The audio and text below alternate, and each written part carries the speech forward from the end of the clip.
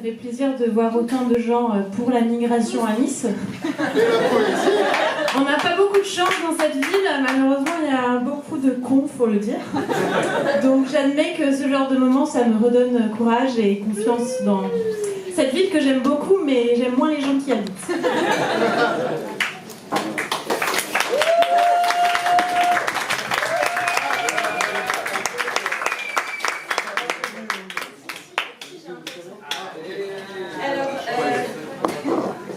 Donc ça, c'était pas le texte, hein, c'était juste... Donc, je vais faire un texte, mais pour une fois, j'en ai prévu un.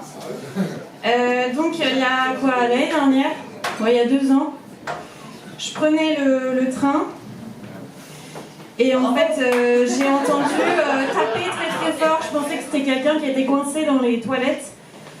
Et non, malheureusement, c'était une dame avec ses enfants qui étaient cachés dans l'armoire électrique du train. Et je vous le dis parce que c'est pour ça que j'aime vraiment pas trop cette ville. Parce que les gens ils disaient « Mais la touchez pas, on va s'électrocuter, il faut tirer la sonnette d'alarme !» Donc j'ai vraiment haï cette ville, où vraiment la solidarité n'existait pas. Donc merci à Cédric Hérault et tous les autres. Et donc ce texte s'appelle Aminata, parce qu'elle s'appelle Aminata, cette dame.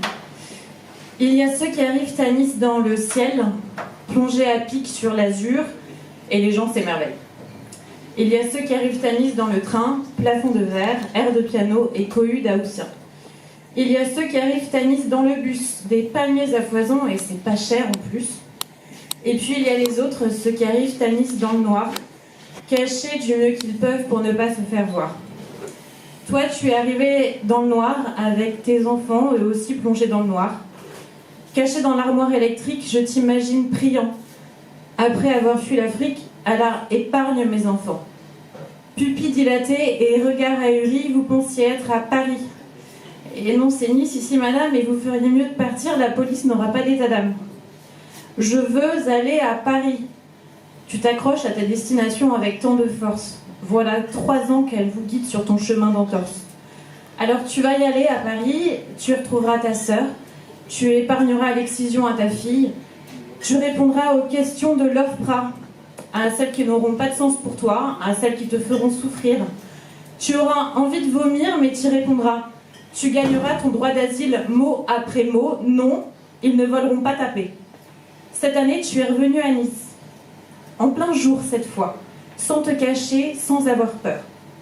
Vous avez fait la route depuis Avignon, votre nouvelle terre d'asile, votre cocon.